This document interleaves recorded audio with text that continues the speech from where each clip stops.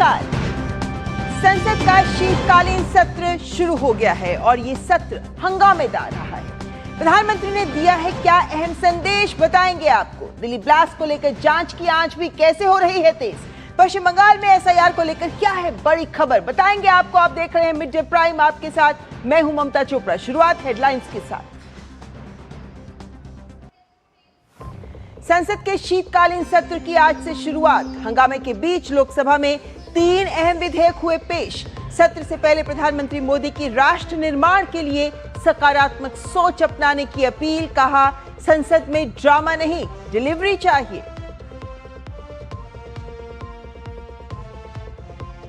राज्यसभा में सभापति सीपी राधाकृष्णन ने पीठासीन के तौर पर पहली बार की सदन की कार्यवाही संचालित। प्रधानमंत्री नरेंद्र मोदी ने दी शुभकामनाएं। समाज सेवा के क्षेत्र में की उनके उल्लेखनीय कार्य की सराहना।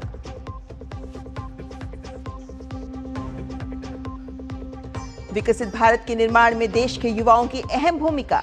एफटीटीआई के दीक्षांत समारोह में राष्ट्रपति ने फुटवेयर सेक्शन में निवेश पर दिया बल।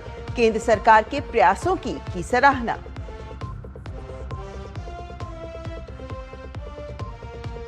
दिल्ली ब्लास्ट मामले में जांच एजेंसियां एक्शन में।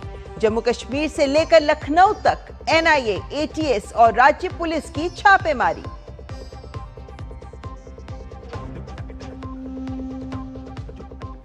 और बांग्लादेश की अपदस्थ प्रधानमंत्री शेख हसीना को लगा एक और बड़ा झटका। ढाका की एक अदालत ने भूमि घोटाले में हसीना और उनकी बहन शेख रेहाना और भतीजी को सुनाई कारावास की सजा।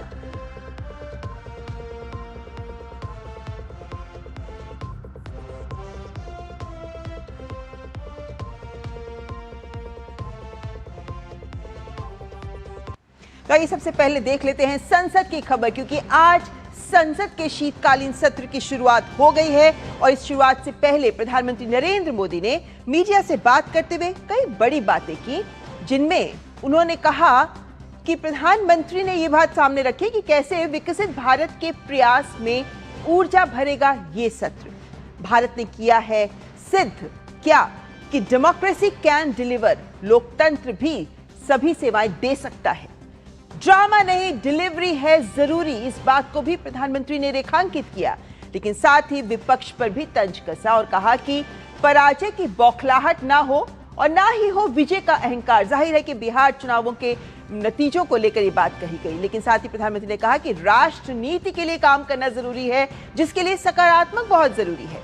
उन्होंने विपक्ष को यह भी संदेश दिया कि सदन में ना निकाले हार की हताशा, बल्कि इस विपक्ष को अपनी रणनीति बदलनी चाहिए और अपना दायित्व जरूर निभाना चाहिए, जो संसद के पटल पर ही संभव है। और इसलिए नेगेटिविटी नहीं, नेशन बिल्डिंग पर ध्यान देना बहुत जरूरी है। लेकिन साथ ही प्रधानमंत्री ने यह भी संदेश दिया कि कैसे नई पीढ़ी के नौजवान सांसदों को और अधिक अवसर दिए जाने जरूरी हैं और सांसदों को भी अभिव्यक्ति के विभिन्न अवसर दिए जाने चाहिए। तो कुछ ये बड़ी बातें जो प्रधानमंत्री ने आज जब वे संसद के शीतकालीन सत्र के लिए पहुंचे संसद भवन में, तो उस वक्त उन्होंने ये बातें सामने रखी। तो संसद के शीतकालीन सत्र के दौरान सभी से राष्ट्र निर्माण के लिए सकारात्मक सोच अपनाने की अपील करते हुए प्रधानमंत्री ने राजनीतिक दलों से ड्रामा नहीं बल्कि डिलीवरी पर ध्यान देने को कहा और कहा कि राजनीति में नकारात्मक कुछ काम नहीं आती है।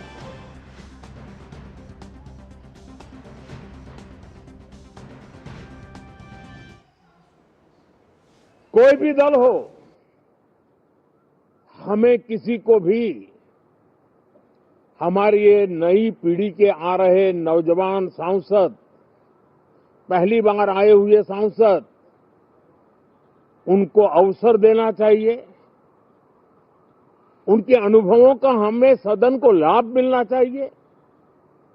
इस नई पीढ़ी के अनुभव सदन के माध्यम से राष्ट्र को भी लाभान्वित करेंगे और इसलिए मेरा आग्रह रहेगा कि हम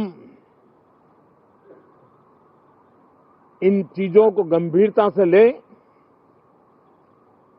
ड्रामा करने के लिए जगह बहुत होती है, जिसको करना है करते रहें। यहां ड्रामा नहीं, डिलीवरी होनी चाहिए।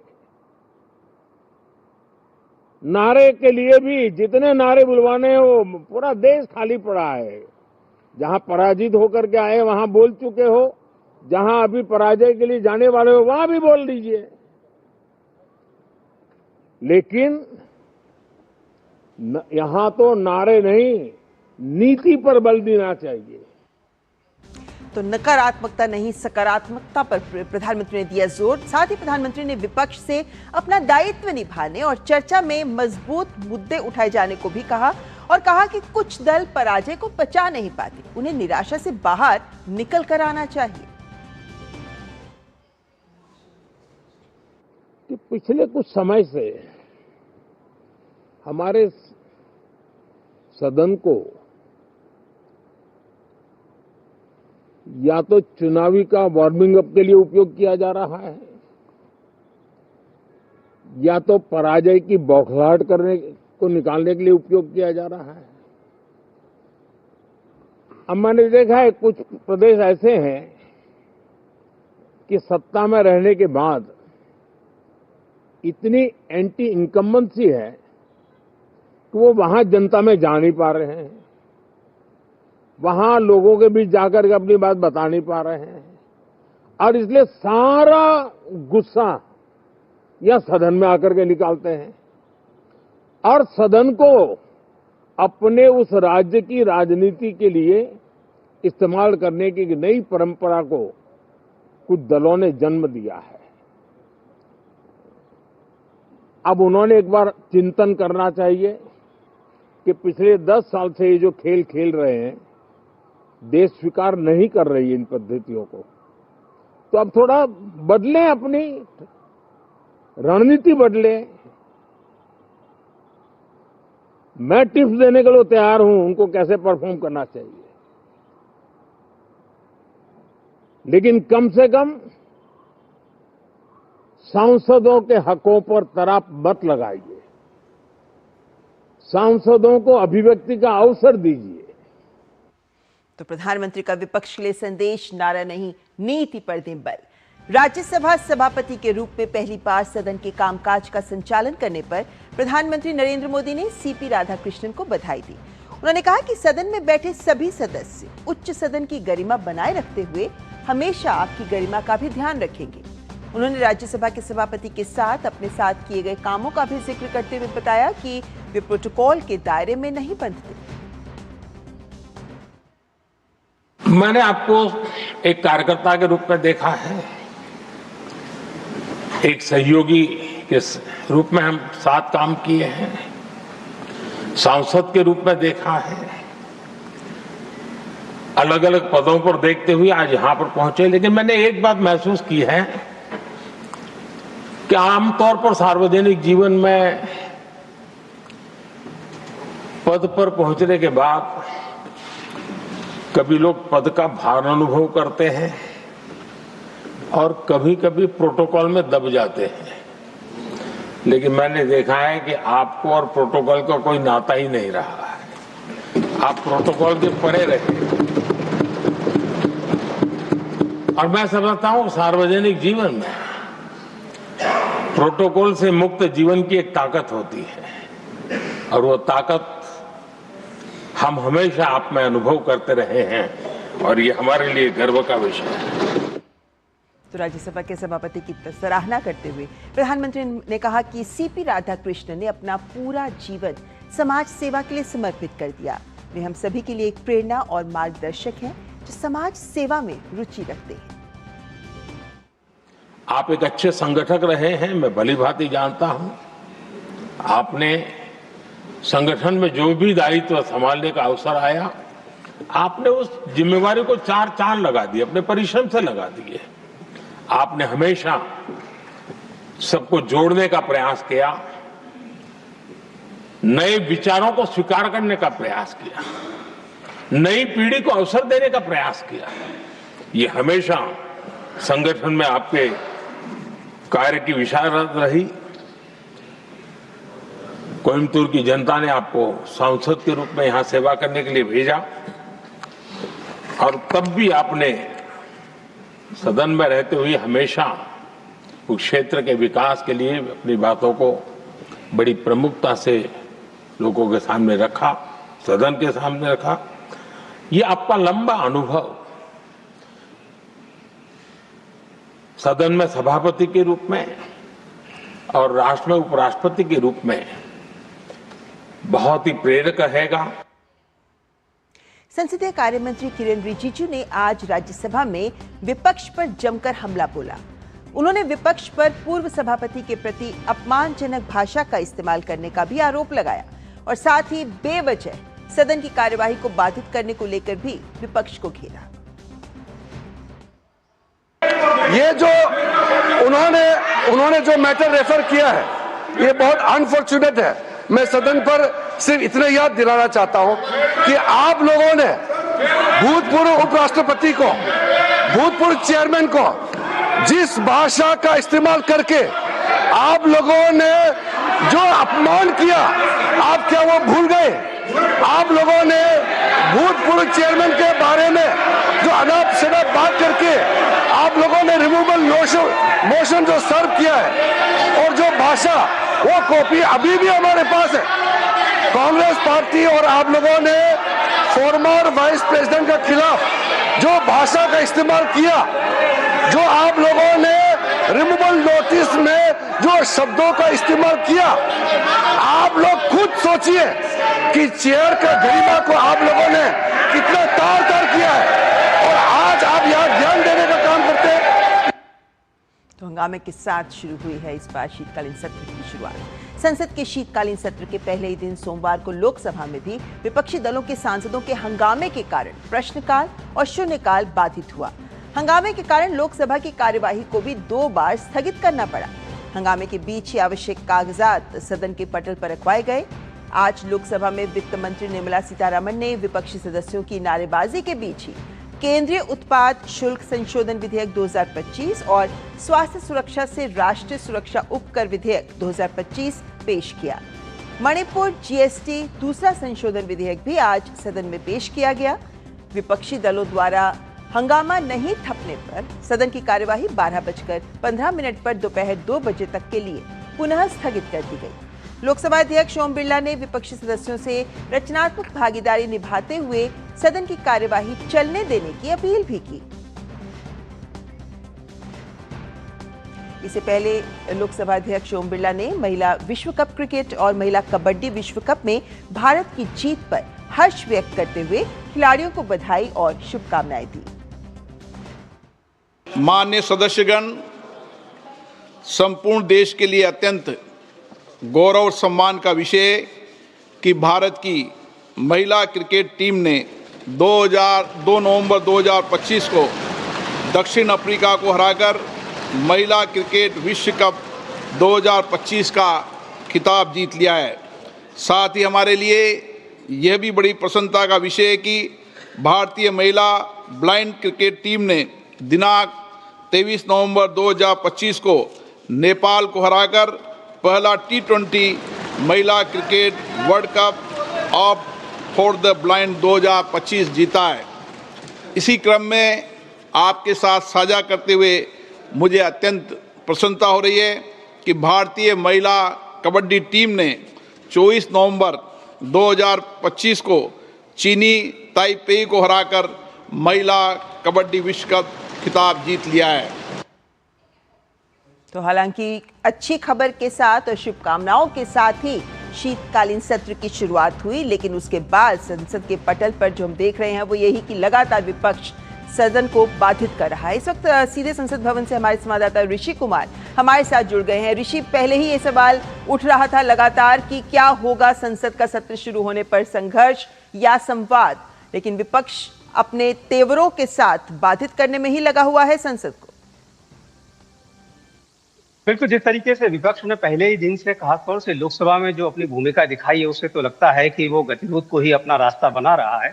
और आज हमने देखा था कि सुबह प्रधानमंत्री ने साफ कहा था कि जो संसद का जो पटल है वो देश को विकास के मार्ग पर आगे ले जाने का एक सकारात्मक सोच के साथ, जनता के साथ हमने जो वायदे किए हैं, जो जिन चीजों के लिए उन्होंने हमें चुनकर भेजा है, उन बातों को पूरा करने का पटल है।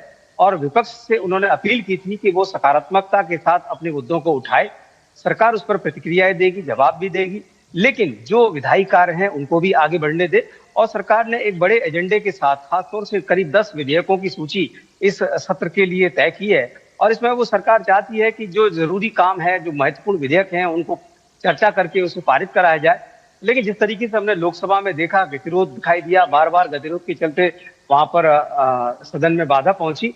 वहीं दूसरी ओर हमने देखा कि राज्यसभा में सभापति का आज पहला दिन था पीठासीन के तौर पर, तो प्रधानमंत्री सहित तमाम जो विपक्ष के भी सांसद थे, अलग अलग पार्टियों के जो नेता थे, उन्होंने उन्हें बधाई दी और उम्मीद की कि उनके नेतृत्व में सदन की जो कार्यवाही है शांतिपूर्वक आगे बढ़ेगी, चर्चाओं पर जोर रहेगा, ना कि हंगामे पर। विपक्ष के नेता ने इस बात की सभापति से भी उम्मीद व्यक्त की कि वो उनकी ओर भी देखें। खास तौर से हमने देखा कि प्रधानमंत्री ने कहा कि जिस तरीके से सभापति का जो जीवन रहा है, सेवा और त्याग का, और जिस तरीके से उन्होंने एक सार्वजनिक जीवन जिया है, उसके बाद एक गरीब किसान के बेटा यहाँ तक पहुंचना ये लोकतंत्र की जीत है। इस तरीके से उनका सदन में स्वागत किया गया। कई सांसदों ने आज जो चुनकर आए थे अपनी शपथ भी ली, लेकिन अंततोगत्वा जिस तरीके से अभी जो विपक्ष का जो रवैया है वो गतिरोध का है। बिल्कुल गतिरोध हमें दिख भी रहा है ऋषि की किस प्रकार लोकसभा ही हम देख रहे हैं कि 2 बजे तक के लिए स्थगित की गई, पहले 12 बजे, उसके बाद फिर 2 बजे तक का स्थगन। लेकिन ऐसे में ऋषि जब हम लगातार ये बात भी देखते हैं कि 32 दल ऐसे थे जो सर्वदलीय बैठक में आए, जिनके 50 नेता इस वक्त शामिल भी हुए थे सर्वदलीय बैठक में, तमाम बातें भी हुई, सरकार की ओर से भी आश्वासन दिया जाता है कि भाई हम आपके मुद्दों पर चर्चा, हम हर विषय पर चर्चा करेंगे, लेकिन नियमानुसार तमाम ये बातें होने के बाद भी आज पहले ही दिन विपक्ष इस बात पे अड़ा है कि एसआईआर पर चर्चा होनी ही चाहिए। जाहिर है कि दोनों अपने अपने मुद्दे पर अड़े रहेंगे तो संसद की कार्यवाही बाधित होगी ही। क्या कोई बीच का रास्ता निकालने की मंशा पर दोनों ओर से कुछ सवाल, कुछ दिखता है प्रयास इस दिशा में भी? देखिए ममता, जिस तरीके से सदन आज शीतकालीन सत्र का पहला दिन है और सरकार ने जो उम्मीद व्यक्त की थी उसके विपरीत विपक्ष का व्यवहार देखने को मिला है, और एसआईआर के मसले पर चाहे वो चर्चा की बात हो या उसको सदन में किसी भी तरीके से उस पर टिप्पणी करने की बात हो, सरकार ने पिछली बार भी ये साफ कर दिया था कि एक संवैधानिक संस्था के को लेकर दूसरी संवैधानिक संस्थाएं उस पर चर्चा नहीं कर सकती। सबके संविधान में अलग अलग कार्यक्षेत्र हैं और जो निर्वाचन आयोग की जो भी प्रक्रिया है उसको लेकर पूर्व के जो लोकसभा अध्यक्ष रहे हैं उनकी भी रूलिंग, जबकि वो कांग्रेस के समय की बात है, वो रखी गई है। उस समय भी कहा गया था कि चुनाव आयोग के कामकाज को लेकर सदन में कोई चर्चा नहीं हो सकती। हालांकि एसआईआर को लेकर सुप्रीम कोर्ट में भी मसला गया था, कोर्ट ने भी कहा कि एसआईआर कराने का अधिकार चुनाव आयोग के पास है। तो ऐसे में इस मुद्दे को लेकर जरूर एक गहमागहमी है और विपक्ष इसको मुद्दा बनाकर गतिरोध सामने रख रहा है। देखना होगा कि आने वाले समय में, चूंकि आज पहला ही दिन है और पहले दिन जिस तरीके से विपक्ष ने अपना जो तेवर दिखाए एफआईआर के लेकर गतिरोध हुआ है, अब ऐसे में क्या कोई बीच का रास्ता निकलेगा, क्योंकि अभी तो शुरुआत ही हुई है। बिल्कुल। और कितने कामकाज को प्रभावित हो सकते हैं, क्योंकि पहले से ही ये छोटा सत्र है, इसमें जो विधायी कार्यों के जो दिवस है 19 तारीख चलना है, और ऐसे में अगर कामकाज प्रभावित होगा तो निश्चित तौर से सरकार के लिए मुश्किल होगी अपने विधायी कार्यों को आगे बढ़ाने में और विधेयकों को चर्चा के साथ पारित कराने में। लेकिन ऋषि, ऐसे हम ये भी लगातार देखते आ रहे हैं कि किस तरीके से आज भी हमने देखा 2 बिल तो पेश हो ही गए हैं, शोरगुल के बीच में ही पेश हुए हैं। पहले भी हमने देखा कि सरकार की प्राथमिकता होती ही है कि विधायी कामकाज होना चाहिए, तो क्या विपक्ष अपने पैर पर कुल्हाड़ी मारता नजर नहीं आ रहा कि आप बिना चर्चा के विधेयकों को पारित होने दे रहे हैं? ऐसे में आप ही अपना दायित्व नहीं निभा रहे? बिल्कुल, देखिए मल्लिकार्जुन खड़गे ने ऑल पार्टी मीटिंग और उससे पहले भी अपने तमाम ट्वीट के माध्यम से, सोशल मीडिया मैसेज के माध्यम से सरकार पर आरोप लगाया था कि सरकार पिछली बार उन्होंने जो विधेयक पारित की उन पर चर्चा नहीं हुई, पर चर्चा करने के लिए सदन तो चलना ही चाहिए। और ऐसे में जब सरकार ने अपना विधायी एजेंडा तय किया हुआ है और जो महत्वपूर्ण विधेयक है उन्हें पारित कराने हैं, तो ऐसे में कोई विकल्प नहीं बचता है कि उनको पारित कराया जाए। उन्होंने सरकार पर तो आरोप लगा दिए, लेकिन क्या उन्होंने उन विधेयकों पर चर्चा के लिए कोई ऐसा माहौल बनने दिया जिससे कि वो चर्चा हो पाए? आप अगर एक ही मुद्दे पर गतिरोध करेंगे तो निश्चित तौर से बाकी के मुद्दे प्रभावित होंगे, और यही हश्र पिछली बार भी हुआ था, कई विधेयकों को बिना चर्चा के पारित करना पड़ा था। तो ऐसे में आज जब गतिरोध चल रहा था तो 2 विधेयक, महत्वपूर्ण विधेयक इंट्रोड्यूस किए गए। हालांकि प्रथा ये है कि इंट्रोडक्शन के टाइम पर भी कई बार सत्ता पक्ष और विपक्ष के लोग बोलते हैं और उस विधेयक की महत्ता के बारे में जो संबंधित मंत्री हैं वो अपनी बात रखते हैं। लेकिन ऐसे में जब गतिरोध है तो सिवाय उनको ये उसको इंट्रोड्यूस किया जाए और उनको आगे आने वाले समय में उस पर चर्चा करके पारित करने का, ये क्योंकि इंट्रोडक्शन का समय भी विपक्ष के साथ विपक्ष के पास एक मौका होता है कि वो उस विधेयक का समर्थन करें या विरोध करें। लेकिन गतिरोध होगा तो ना तो विरोधी पता चलेगा और ना ही समर्थन। बिल्कुल तो सही ऐसे कह में रहे हैं आप। और नुकसान- ऐसे में ये बात जरूर दीगर है कि इन विधेयकों पर देश चाहता है कि सार्थक चर्चा हो। लोकतंत्र जनतंत्र के हित में भी है कि विपक्ष सार्थक चर्चा के साथ ही विधेयकों को पारित होने दे। फिलहाल बहुत बहुत धन्यवाद ऋषि इस खबर पर हमारे साथ बनने के लिए। और फिलहाल यहाँ रुकेंगे एक ब्रेक के लिए। आप देखते रहें मिड डे प्राइम। क्या आपको है आकर्षक बचत विकल्पों की तलाश? LIC प्रस्तुत करता है नवजीवन श्री सिंगल प्रीमियम प्लान। एक मुश्त प्रीमियम राशि जमा करें, जीवन बीमा कवर का आनंद उठाएं, परिपक्वता पर गारंटीकृत निश्चित राशि प्राप्त करें। तरलता विकल्प भी उपलब्ध। अभी खरीदें। मौजूदा पॉलिसी धारकों के लिए आकर्षक छूट, नियम और शर्तें लागू। कौन है जो जोड़े देश को? विकसित भारत का विकसित भारत। हमने 2.5 में सोचा था ये। संजीव, हाँ ये वाला घर पिक करना एक मास्टर स्ट्रोक है। ये घर बजट से ज्यादा है। कौन देगा हमें बढ़िया होम लोन? सचिन, सचिन क्यों देगा होम लोन? सचिन, अरे मैं नहीं, सचिन बैंक ऑफ बड़ौदा देगा तुम्हें बढ़िया होम लोन और बेहतर इंटरेस्ट रेट भी मिलेगा। बैंक ऑफ बड़ौदा से होम लोन लेना भी एक मास्टर स्ट्रोक है।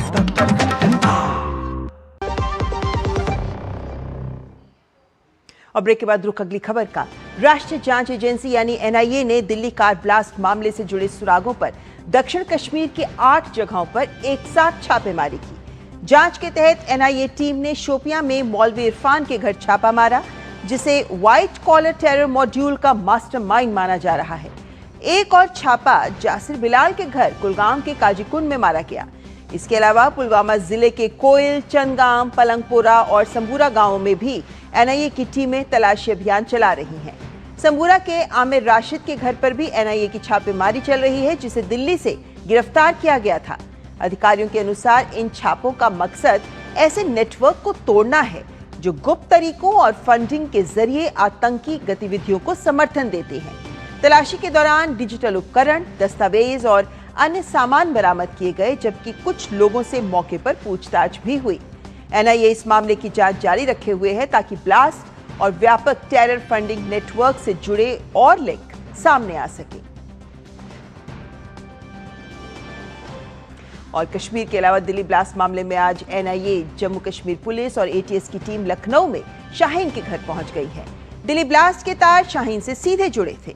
इसी आधार पर उनकी गिरफ्तारी सुनिश्चित की गई थी। NIA देखना चाह रही है कि इसके पीछे कौन लोग हैं, कैसे उनका ब्रेन वॉश किया गया, कहां से फंडिंग हुई। मामले के सारे तथ्य एकत्र करने के लिए शाहीन के घर तीनों विंग्स की संयुक्त टीम पहुंची है।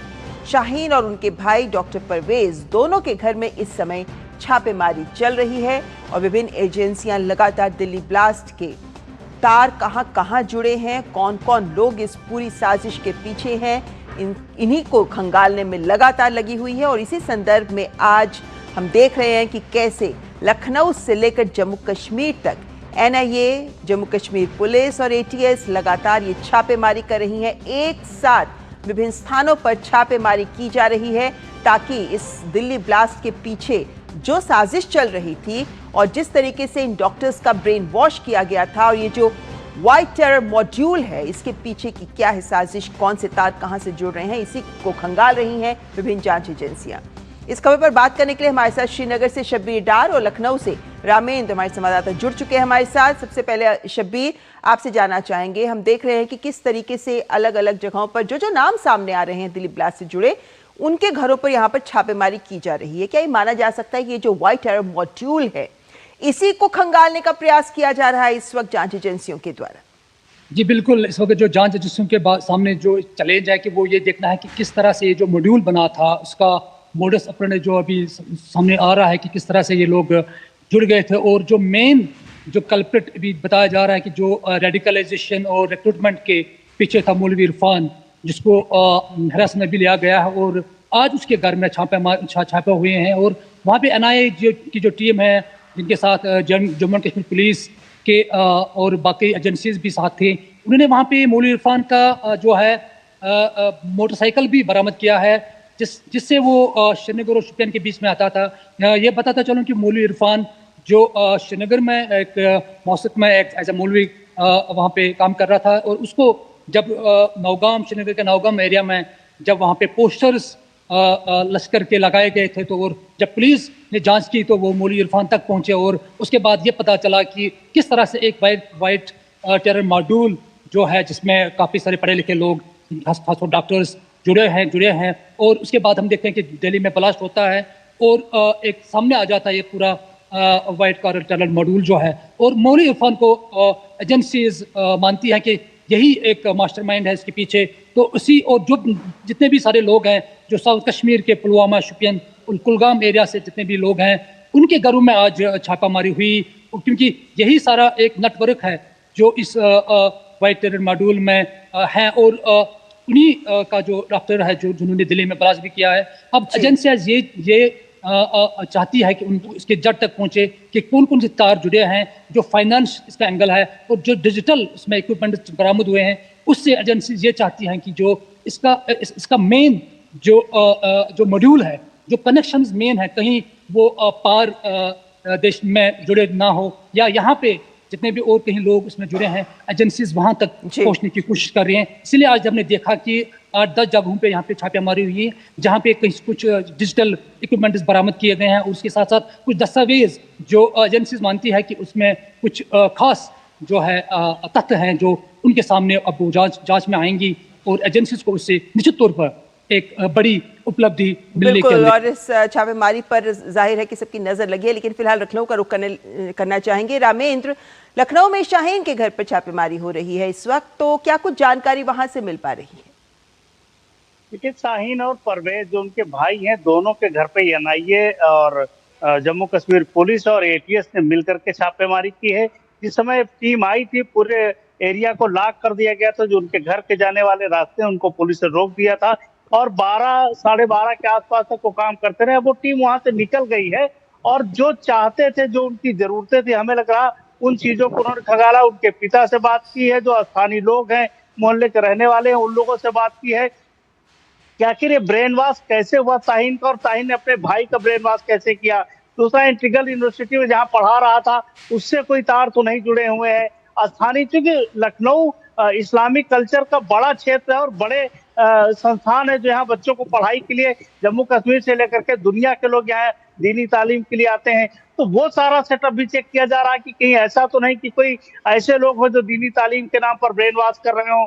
तो वो सारी चीजें उन्होंने बात करके पता की। जो उनके पास डिजिटल डॉक्यूमेंट्स है वो कुछ उन्होंने रखे हैं, कुछ डायरी वगैरह मिली है वो रखे हैं। तो इस तरीके से जो चीजें चाहिए थी उनको, जो लग सकता था इससे कोई तार आगे खुल सकते हैं, तो उसको किया। और लखनऊ का जो नेटवर्क है, लखनऊ से सहारनपुर तक का जो नेटवर्क है, वो कैसे एक साथ लिंक होता है, कौन इसके मास्टरमाइंड है, कहाँ से पैसा आता है, कैसे पूरी संस्था, ये जो अवैध संस्थाएं हैं जो देश के विरोध में काम कर रही है, वो कैसे काम कर रही हैं। तो ये सारी चीजें तय करने के लिए एनआईए ने छापेमारी की थी कि भविष्य में ऐसी सोच ना पनपे, और ऐसे लोग जो सफेद कॉलर के लोग हैं। लेकिन रामेंद्र, जैसे कि खबरें आ रही थी लगातार, जैसा कि कहा भी जा रहा है कि कैसे इंडियन मुजाहिदीन का ये प्रयास है कि अब लड़कियों को भी आतंकियों के तौर पर अपने साथ सम्मिलित किया जाए, जिसके मद्देनजर हम जानते हैं कि शाहीन को एक मोहरे की तरह प्रयोग किया जाता रहा है। तो ऐसे में क्या ये समझा जा सकता है, क्योंकि शाहीन ने कुछ सोशल मीडिया ग्रुप्स बना रखे थे जिसमें लड़कियों को जोड़ रखा था, जो अब जाहिर है कि ग्रुप छोड़ चुकी हैं, लेकिन क्या ये जांच का दायरा और व्यापक हो सकता है इससे कि छापेमारी के बाद? बिल्कुल, ये खतरनाक भी ममता जी। अगर आप देखिए ना कि महिलाओं का इन्वॉल्वमेंट, सामान्यतः महिलाओं को जो एजेंसीज हैं या जो सुरक्षा एजेंसियां उनको इग्नोर कर देती कि इनसे ये नहीं होगा। गुजरात में जब ये घटना हुई तो उसके बाद हाय तौबा विपक्ष ने मचा रखा था। लेकिन अब जो हालात हैं वो ये तय किए जा रहे हैं कि क्या शाहीन के माध्यम से, वही बात मैं कह रहा हूँ कि जो इतने बड़े संस्थान है, इस्लामिक संस्थान लखनऊ से लेकर नदवा है, तमाम और इस्लामिक संस्थान है, सहारनपुर में इस्लामिक संस्थान, क्या जो व्हाट्सएप ग्रुप बनाए गए थे, क्या उनके तार वहां तक जुड़े हैं? क्या कुछ और लोगों के ब्रेन वॉश किए गए हैं? क्या आने वाले भविष्य में और ऐसी चुनौतियां पेश करने वाले हैं? तो वो सारी जितना चीजें हैं वो एनआईए ने और एटीएस ने ले लिया है, और उनकी जांच की जा रही है। इसीलिए लगातार छापे पड़ रहे हैं। जिनके फोन रिकॉर्ड है, वो चेक किए जा रहे हैं, जिनके डॉक्यूमेंट्स हैं वो चेक किए जा रहे हैं, आसपास के लोगों से बात की जा रही है, क्या क्या हालात कैसे ऐसे बने, कैसे एक महिला वहां तक पहुंची, क्या बात करती थी, किस तरीके से संवाद करती थी, वो सारी चीजें एनआईए ने और एटीएस ने, जम्मू कश्मीर पुलिस ने यहाँ से एकत्र किया और टीम यहाँ से जा चुकी है। जांच लगातार जारी है और अभी छापों की कार्रवाई बंद नहीं होगी। जी, यहाँ पे एक बार जी रमेंद्र, एक बार दोबारा शबीर आपके पास आना चाहेंगे, क्योंकि शबीर हम जानते हैं कि जब इस तरीके की आतंकवादी साजिश सामने आती है तो उसके पीछे जो स्लीपिंग सेल्स होते हैं, जो ओवरग्राउंड वर्कर्स होते हैं, उनको पकड़ना बहुत जरूरी हो जाता है। कहां तक इस जांच के आपको लगता है तार इतने विस्तृत हो रहे हैं जहां पर इन तक भी पहुंच बनाई जा सके, खासकर जम्मू कश्मीर? बिल्कुल, यहाँ पे पहले हमने देखा है कि कितने जब से दिल्ली ब्लास्ट हुआ है उसके बाद पुलिस, जम्मू कश्मीर पुलिस और बाकी एजेंसीज ने कश्मीर में एक ऐसी कार्रवाई की है जिसमें काफी सारे लोगों को अरेस्ट किया गया है और क्वेश्चनिंग जारी है। आज भी इन सारी जगहों पे जो 8-10 जगहों पे छापेमारी हुई है, वहाँ पे न केवल डिजिटल इक्विपमेंट्स बरामद हुए, बल्कि कुछ लोगों को भी आज भी क्वेश्चनिंग के लिए हिरासत में लिया गया है। और आज भी जो नेशनल इन्वेस्टिगेशन एजेंसी इस चीज़ में लगी है कि जो भी लोग इससे मुलविस है, एक तो जो मेन एक्यूजर है, मेन कल्प्रिट्स है, उनके घरों में छापेमारी हो रही है, उसके साथ साथ जो भी ऑर्गेनाइजेशंस हैं या जो भी इंडिविजुअल्स हैं, हमने देखा कि बीते रोज़ हमने देखा कि किस तरह जमात इस्लामी के कहीं जो उनके यहाँ पे इंस्टीट्यूशन हैं या उनके ऑफिस हैं या उनके इंडिविजुअल्स हैं, उनके घरों में छापेमारी हुई या उनके लोगों को अरेस्ट किया गया। उसके साथ साथ बहुत सारे OGWs या जितने भी अपर ग्राउंड वर्कर्स हैं या ओवरग्राउंड वर्कर्स हैं, उनको हिरासत में लिया गया है इसी प्रयास में कि जो ये वायलेंट टेरर मॉड्यूल है उसके तार कहाँ कहाँ जुड़े हैं। हमारी एजेंसीज, जम्मू कश्मीर पुलिस और बाकी जो नेशनल एजेंसीज हैं, वो हर एक लेवल पे उस पर इन्वेस्टिगेशन कर रही है और हर एक बंदे को से क्वेश्चनिंग हो रही है जो जिसका कहीं ना कहीं से इस केस के साथ वाबस्तगी है या कनेक्शन है। तो जांच एजेंसी अपनी जांच में लगी हुई है और ये जांच लगातार गहरा भी रही है। फिलहाल नजर बनाए रखें इस जांच पर। शबीर और रमेंद्र, बहुत बहुत धन्यवाद हमें ये जानकारी देने के लिए। और अब बात पश्चिम बंगाल से, जहां चल रहे मतदाता सूची के विशेष गहन पुनरीक्षण के बीच राज्य के special roll observer Subrata Gupta ने आज बातचीत के दरवाजे खोले हुए हैं। सीईओ कार्यालय की ओर से जारी बयान में साफ कहा गया है कि किसी भी राजनीतिक दल, संगठन या व्यक्ति को अगर एसआईआर को लेकर कोई शिकायत या आपत्ति है तो वे सीधे ऑब्जर्वर से मिल सकता है। और वक्त भी इसका निर्धारित किया गया। आज सुबह 11:30 बजे से सीईओ कार्यालय की तीसरी मंजिल के कॉन्फ्रेंस रूम में मुलाकात का समय दिया गया। सत्तारूढ़ पार्टी जहां एसआईआर के मुद्दे पर लगातार हमलावर है, वहीं ऑब्जर्वर की ये पहल राजनीतिक तौर पर बेहद अहम मानी जा रही है। चुनावी जिम्मेदारी मिलने के बाद सुब्रत गुप्ता कल फाल्टा का दौरा कर लौटे और उसी के तुरंत बाद ये घोषणा की गई जो महत्वपूर्ण है, खासकर एसआईआर को लेकर पश्चिम बंगाल में जो विवाद चल रहा है, जो घमासान चल रहा है, उसके मद्देनजर अब आज ये वक्त दिया गया। और पश्चिम बंगाल में शनिवार को हुई घटना के बाद सीईओ कार्यालय के बाहर सुरक्षा बढ़ा दी गई है। आज भाजपा नेता शुभेंदु अधिकारी विधायकों के एक प्रतिनिधिमंडल के साथ मुख्य निर्वाचन अधिकारी मनोज अग्रवाल से सीईओ कार्यालय में मुलाकात कर रहे हैं।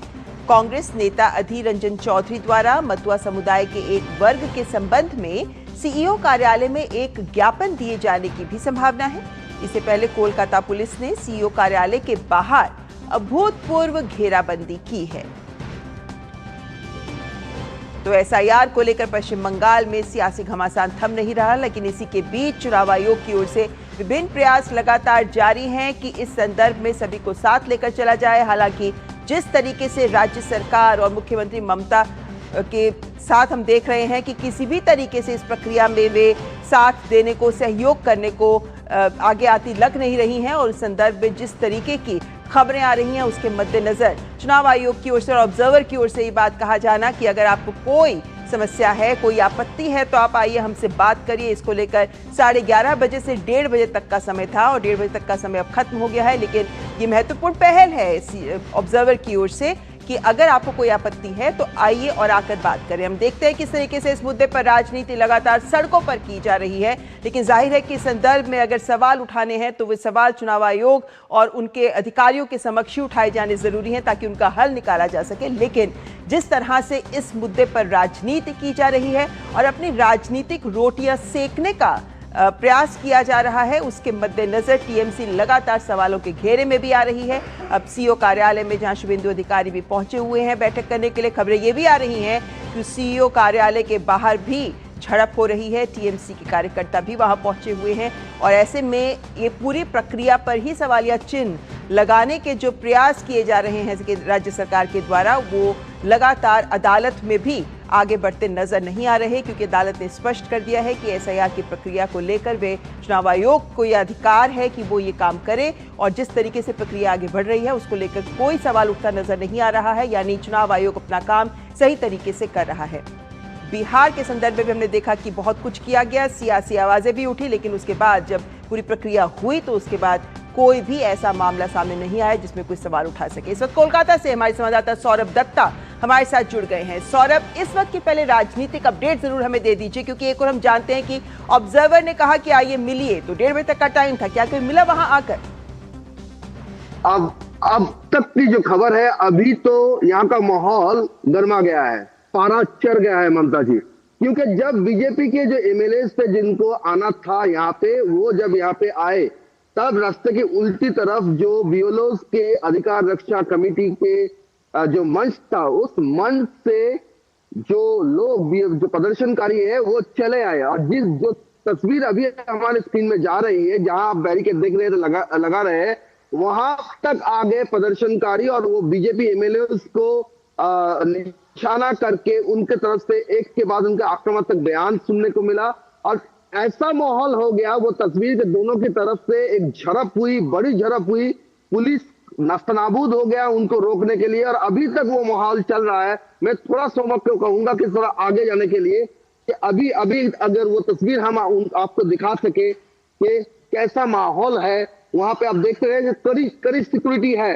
यहाँ पे, भीतर जो है भीतर चल रहा है वो बैठक चल रहा है सीईओ के साथ, शुभेंदु अधिकारी उनके विधायक को लेके बैठक कर रहे हैं और बाहर थोड़ा सा यहाँ से दिखाने को बोलेंगे क्योंकि हमें इजाजत नहीं है बाहर जाने के लिए।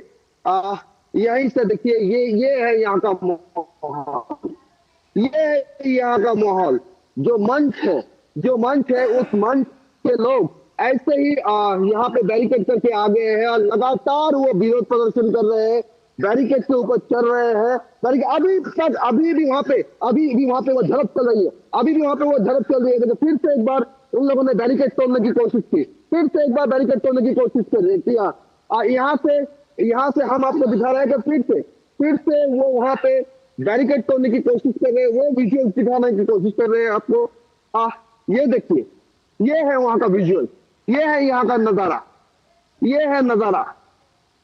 जब बीजेपी के एमएलए भीतर आए, क्या लड़की क्या यहाँ पे जो भी बीएलओ है सब मिलके बैरिकेड पे चढ़ के जी सौरभ, लेकिन ये जैसे दृश्य आप हमें दिखा रहे हैं कि ऐसे में प्रदर्शनकारी जो आए हैं यहाँ पर, वो एक तरीके से माहौल बिगाड़ने का एक प्रयास नजर आता है ये। लेकिन यहाँ तो आज तो एक मौका दिया गया था ऑब्जर्वर के द्वारा कि जिसको भी आपत्ति है एसआईआर को लेकर वो आए और बात करे, और ये जो दृश्य है ये तो स्पष्ट दिखाते हैं कि इस मुद्दे पर मात्र सियासी घमासान और राजनीति करने के अलावा टीएमसी कुछ नहीं चाहती। देखिए, बिल्कुल 11:30 से समय दिया था ऑब्जर्वर ने, अगर किसी को कोई बात करनी थी तो उस समय आके वो बात कर सकते हैं। थे हमें कोई ऐसा नजारा देखने को नहीं मिला कि ये बीएलओ अधिकार रक्षा कमेटी में जो लोग बैठे हुए हैं वो यहाँ पे आए और आके बात किए सुब्रत गुप्ता से। हमने क्या देखा, सिचुएशन क्या हुआ, पहले से शेड्यूल था, शुभेंदु अधिकारी के नेतृत्व में बीजेपी के जो एमएलए है वो आएंगे आज और आके यहाँ पे सीईओ के साथ बैठकर उनकी जो बातें हैं वो बात करेंगे सीईओ मनोज कुमार अग्रवाल के साथ। वो बैठक अब चल रही है। तो जैसे जैसे विधायक यहाँ पे आने लगे तभी हमने देखा कि बीजेपी के जो बीएलओ है, माफ कीजिएगा, ये के सपोर्टर्स जो बीएलओ है, जो बीएलओ अधिकार रक्षा कमेटी में बैठे हुए थे, वो लोग यहाँ पे चले आए बैरिकेड के पास। जैसे मेरे पीछे मैंने नजारा पहले ही आपको दिखाया, वहां पे आके वो लोग बीजेपी एमएलए को निशाना साधकर उनके तरफ से आक्रामक बयान दे रहे थे, प्रोवोकेट करने की कोशिश थी, इंस्टिगेट करने की कोशिश थी। लेकिन बीजेपी एमएलए ने उनके तरफ ध्यान ना देके जिस काम के लिए वो आए हैं वो एक एक करके भीतर चले गए। तभी हमने देखा कि जब तक वो यहाँ पे खड़े थे, मेरे लेफ्ट साइड में जो फिर टॉमक को दिखाना पड़ेगा कि इस जगह पे वो लोग खड़े थे और खड़े होकर इस जगह पे वो लोग खड़े थे।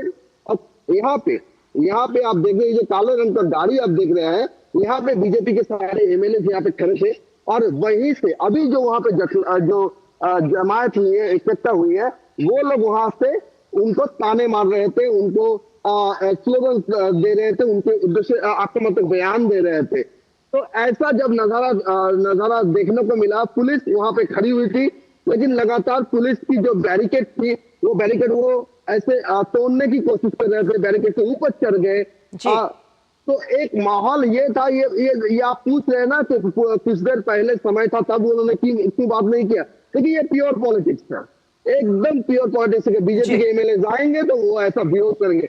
इसीलिए पिछले एक हफ्ता से हम कह रहे हैं कि ये टीएमसी के सपोर्टर्स भी लोग हैं। आज इनका ये जो रवैया है ये साफ कर दिया कि एक्चुअली इनका एफिलिएशन किस पार्टी से है।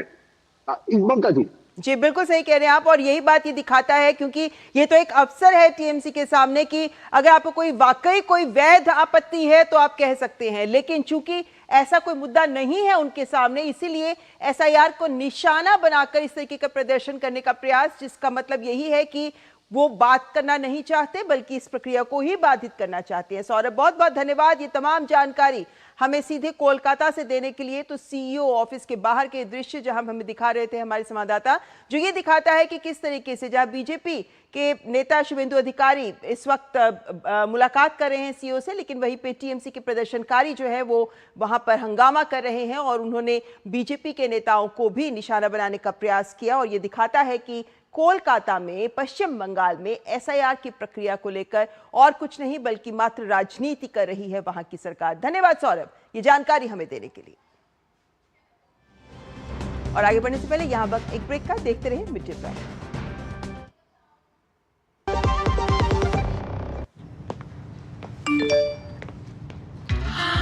$10 लाख की लॉटरी मुझे, वाह!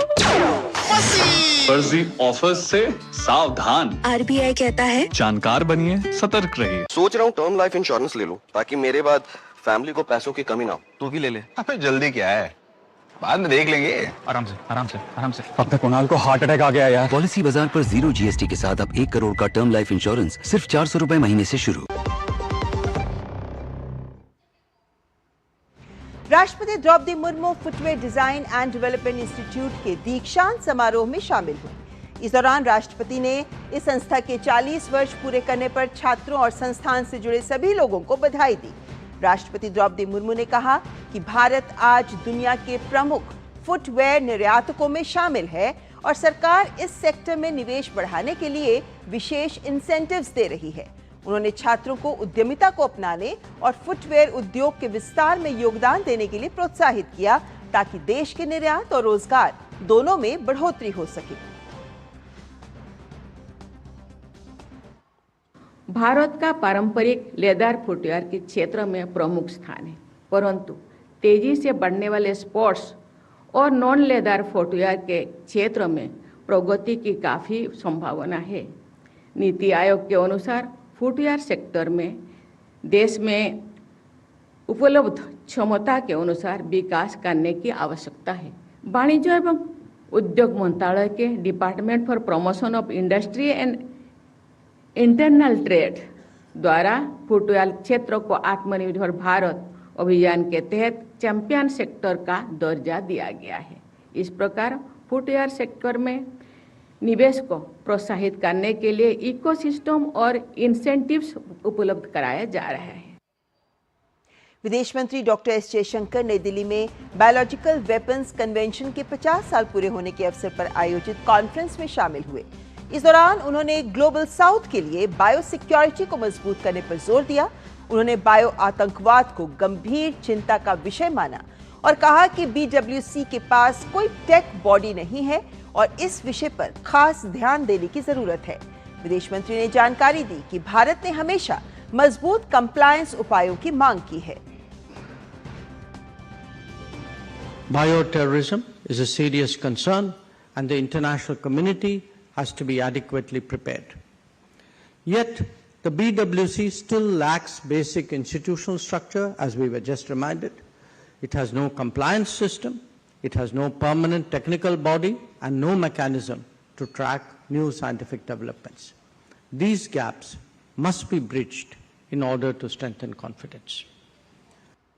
और साथ ही विदेश मंत्री एस जयशंकर ने अपने संबोधन में कहा कि भारत ग्लोबल बायोसिक्योरिटी के लिए तैयार है और राष्ट्र इस दिशा में तरक्की की ओर बढ़ रहा है। India has consistently called for stronger compliance measures within BWC, including verification designed for today's world. India supports international cooperation and assistance. India has voiced that assistance during biological incidents must be fast, it must be practical, and it must be purely humanitarian. For 50 years, BWC has stood by a simple idea, one simple idea, that humanity rejects disease as a weapon. But norms survive only when nations renew them. The next 50 years will demand concerted action. We must modernize the convention. We must keep pace with science and strengthen global capacity. प्रधानमंत्री नरेंद्र मोदी ने सीमा सुरक्षा बल यानी BSF के स्थापना दिवस पर अपनी शुभकामनाएं दी हैं। सोशल मीडिया प्लेटफॉर्म एक्स पर प्रधानमंत्री ने लिखा, बीएसएफ के स्थापना दिवस पर सभी कर्मियों को मेरी शुभकामनाएं। बीएसएफ भारत के अटूट संकल्प और सर्वोच्च पेशेवर भावना का प्रतीक है। उनका कर्तव्यनिष्ठ भाव अनुकरणीय है। वे सबसे चुनौतीपूर्ण क्षेत्रों में सेवा करते हैं। उनके साहस के साथ साथ उनका मानवीय दृष्टिकोण भी असाधारण है। हमारे राष्ट्र की सेवा और सुरक्षा के उनके प्रयासों के लिए मेरी ओर से हार्दिक शुभकामनाएं। मुंबई में 12वें CII बिग पिक्चर समिट का आयोजन हुआ, जिसका उद्घाटन सूचना और प्रसारण मंत्रालय के सचिव संजय जाजू ने किया। इस बार कार्यक्रम का थीम है आर्टिफिशियल इंटेलिजेंस का युग, रचनात्मकता और वाणिज्य को जोड़ना। कार्यक्रम में संजय जाजू ने कहा कि मनोरंजन इंसान की बुनियादी जरूरतों की तरह ही जरूरी है, जैसे भोजन, कपड़ा और मकान। उन्होंने कहा कि भारत का मीडिया और मनोरंजन क्षेत्र बहुत बड़ा है, जिसमें करोड़ों लोग काम करते हैं। ये एक ऐसा सेक्टर है जो न केवल लोगों को जोड़ता है, बल्कि देशों के बीच भी संबंध मजबूत करता है। उन्होंने आगे माना कि तकनीक के आने से इस सेक्टर में तेजी से बदलाव हो रहे हैं और आने वाले समय में भारत के पास दुनिया में अपनी मजबूत पहचान करने का मौका है। If there were 4 things which remained common to human civilization across civilizations, across millenniums, billenniums, whatever that is, it would always be food, shelter, clothing, and entertainment. This entire segment of people working in technologies which create all this, another few million here and there. So it's not a small number. If we add all these numbers together, this would be close to about 10 million people. 1 crore लोग इस देश के directly और indirectly इस segment से जुड़े हुए हैं और इस सेगमेंट से अपनी लाइवलीहुड को निकाल रहे हैं। और अब खबर सुप्रीम कोर्ट से। वक्फ प्रॉपर्टीज के रजिस्ट्रेशन के लिए समय सीमा बढ़ाने से सुप्रीम कोर्ट ने इनकार कर दिया है। तारीख बढ़ाने की याचिका पर सुनवाई के दौरान सॉलिसिटर जनरल तुषार मेहता ने कहा कि अगर कोई वक्फ का केयर टेकर 6 दिसंबर की डेडलाइन तक रजिस्ट्रेशन नहीं करा पाता है तो वो ट्राइब्यूनल के सामने देरी की वजह बताकर एक्सटेंशन ले सकता है। लेकिन याचिकाकर्ता नए वक्फ कानून में दी गई समय सीमा को ही बदलवाना चाहते हैं, ये मांग सही नहीं है। साथ ही सुप्रीम कोर्ट का कहना था कि जब तारीख बढ़ाने के लिए प्रभावित पक्ष ट्राइब्यूनल जा सकता है तो मामले में सुप्रीम कोर्ट के दखल देने की कोई वजह नहीं दिखती। कोर्ट में याचिकाकर्ता के वकील कपिल सिब्बल का कहना था कि लाखों केयर टेकर रजिस्ट्रेशन करना चाहते हैं, लेकिन पोर्टल में तकनीकी गड़बड़ी के चलते दिक्कत आ रही है। इस पर सुप्रीम कोर्ट ने कहा कि सॉलिसिटर जनरल के मुताबिक पोर्टल काम कर रहा है, लेकिन आप इसमें गड़बड़ी बता रही हैं। अगर ऐसा है तो आपको इसके समर्थन में दस्तावेज दाखिल करने चाहिए। आज कर्नाटक के धारवाड़ में सरकारी नौकरियों में रिक्त पदों को भरने और आयु सीमा बढ़ाने की मांग को लेकर छात्र संगठन धारवाड़ चलो मार्च निकाल रहे हैं। पुलिस ने कार्यक्रम के लिए अनुमति देने से इनकार किया था। बावजूद इसके भारी संख्या में छात्र और छात्र नेता सड़क पर उतर आए। जैसे ही प्रदर्शनकारियों ने मार्च शुरू किया, पुलिस आयुक्त एन शशि कुमार सहित वरिष्ठ अधिकारी मौके पर पहुंचे और दोनों पक्षों के बीच तीखी नोकझोंक हुई। इसके बाद पुलिस ने सैकड़ों छात्रों को श्रीनगर सर्कल के पास हिरासत में ले लिया। छात्रों की योजना जयंती सर्कल में बड़े प्रदर्शन की थी, जिसे पुलिस ने नाकाम कर दिया। चीन जिस रेयर अर्थ मेटल के बलबूते पर लंबे समय से दुनिया पर अपना दबदबा बनाए हुए है, अब देश में बाड़मेर के सिवाना रिंग कॉम्प्लेक्स में मिले रेयर अर्थ की बदौलत भारत की स्थिति बदल सकती है। सिवाना समेत कई अन्य इलाकों की चट्टानों में नियोबियम का ऐसा विशाल भंडार मिला है जिसे भूवैज्ञानिक भविष्य की तकनीक की रीढ़ मानते हैं। इस धातु का इस्तेमाल इलेक्ट्रिक कारों से लेकर मिसाइल, रॉकेट और परमाणु ऊर्जा तक हाईटेक क्षेत्रों में किया जाता है। भारतीय भूवैज्ञानिक सर्वेक्षण की शुरुआती रिपोर्ट्स के अनुसार सिवाना की चट्टानों में नियोबियम और अन्य रेयर अर्थ तत्वों की हाई डेंसिटी का खुलासा हुआ है। सिवाना की पहाड़ियों में मिले रेयर अर्थ दुनिया के औसत घनत्व से 100 गुना तक अधिक पाए गए हैं। इससे वैश्विक तकनीकी बाजार में भारत को नई ताकत मिलेगी और इसके लिए सिवाना के भाटी खेड़ा में एक ब्लॉक का ऑक्शन भी किया जा रहा है। रेयर अर्थ एलिमेंट्स राजस्थान के दक्षिण पश्चिमी हिस्से में हैं। अल्कलाइन ग्रेनाइट, माइक्रोग्रेनाइट और कार्बोनेटाइट के रूप में मिले इन एलिमेंट्स का इस्तेमाल इलेक्ट्रिक वाहन, विंड टरबाइन, डिफेंस उपकरण, बैटरी और लेजर तकनीक में होता है।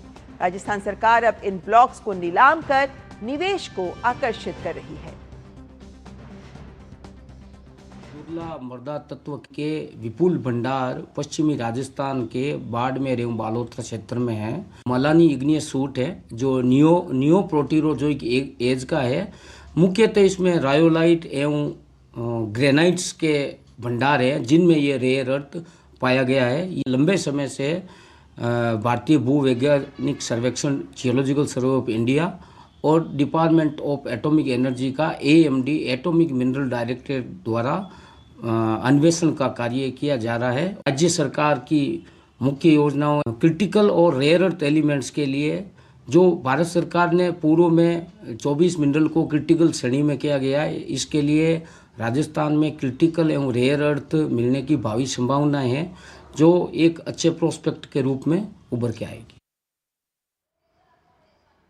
अनेक इंडस्ट्रियल एक्टिविटीज़ हैं जैसे एरोस्पेस है, ऑटोमोबाइल सेक्टर है, रिन्यूएबल एनर्जी सेक्टर है, मेडिसिन सेक्टर में भी और ऐसे अनेक सेक्टर्स इलेक्ट्रॉनिक आइटम्स में भी रेयर अर्थ परमानेंट मैग्नेट का उपयोग बढ़ता जा रहा है। कारण यह है कि एलॉयज हैं जो कि मैग्नेटाइज्ड है और ये वजन में हल्के भी होते हैं। इसकी वजह से इनकी उपयोगिता बहुत ज़्यादा है। भारत सरकार ने जो रेयर अर्थ परमानेंट मैग्नेट के लिए के निर्माण के लिए जो स्कीम की घोषणा की है, इससे निश्चित रूप से देश को फायदा होगा। रेयर अर्थ जो है वो खनिज काफ़ी निकल सकते हैं, तो इसके लिए मोदी सरकार ने ये काम दिया है। तो इसके लिए अपना हिंदुस्तान भी आत्मनिर्भर बनेगा और अपने यहाँ के लोकल काम को, लोकल स्टाफ को, लोकल मजदूरों को काफ़ी काम मिलेगा। बहुत सराहनीय काम किया है इन्होंने, बहुत ही सराहनीय है ये तो। और प्राइस वगैरह सबके लिए कम होगा। अब जैसे अभी GST कम करने से रेटों में इफेक्ट आया है, तो बाहर से इंपोर्ट होने की जगह जब लोकल प्रोडक्ट परचेज होगा और लोकल प्रोडक्ट की प्रोडक्शन होगी तो अपनी और प्राइस कम होगी। काशी तमिल संगमम का चौथा संस्करण कल से शुरू हो रहा है। ऐसे में इस आयोजन को सफल और सृजनात्मक बनाने के लिए काफी तैयारियां की गई हैं। इस बार का संस्करण आइए तमिल सीखें तमिल का कलाम पर आधारित है, जो कि आगंतुकों के लिए काफी रचनात्मक और सृजनात्मक होगा। वहीं ये संस्करण तमिल भाषा सीखने और भाषाई एकता को संगमम के केंद्र में रखता है, जैसा कि इसकी अवधारणा से ही प्रतीत हो रहा है।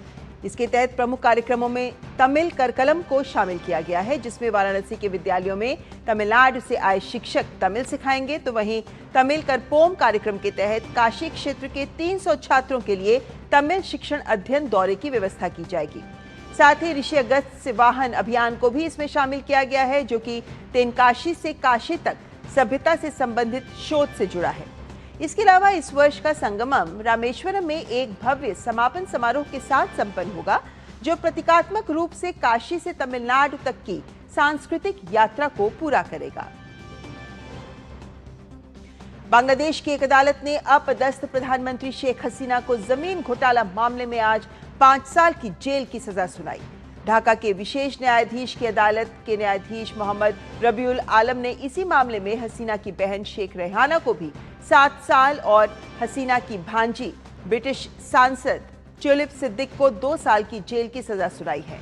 भ्रष्टाचार रोधी आयोग द्वारा दायर किए गए मामलों में हसीना से जुड़ा ये चौथा फैसला है।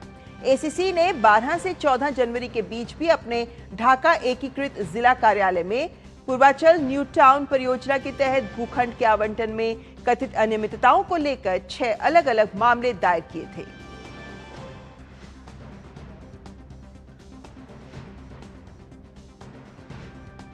और इसी के साथ मिड डे प्राइम में बस इतना ही, लेकिन इस वक्त की सभी ताजा खबरों पर लगातार डीडी न्यूज की खबर बनी रही है, तो आप बने रहिए हमारे साथ। फिलहाल हमारी पूरी टीम को दीजिए इजाजत। नमस्कार।